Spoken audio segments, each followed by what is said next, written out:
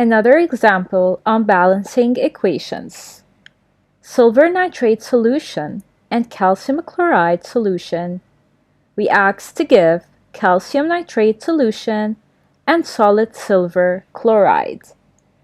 So silver nitrate and calcium chloride react together to produce calcium nitrate and silver chloride. Let's put the chemical equation. So silver nitrate plus calcium chloride reacts to give calcium nitrate plus silver chloride. Let's count the atoms in the reactants. So we have 1 Ag, so Ag equals to 1.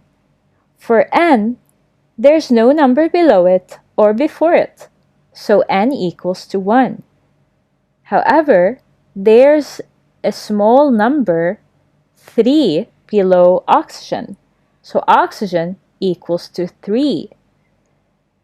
Ca equals to 1 since there's no numbers around it. There's 2 below Cl, so Cl equals to 2. So the numbers are Ag equals to 1, N equals to 1, O equals to 3, Ca equals to 1, and Cl equals to 2. Let's check if the same numbers are found in the products. First, there's no number before calcium, neither below it, so calcium equals to 1, Ca equals to 1. N, which is nitrogen, we can see that there's no number below it, but there's a number outside the brackets, which is 2. And when there's a number outside the brackets, the number refers to what's inside the brackets. So we have 2 atoms of nitrogen, N equals to 2. There's a 3 below oxygen, and 2 outside the brackets. So we multiply 3 by 2 to get 6. So oxygen equals to 6. Ag equals to 1 and Cl equals to 1.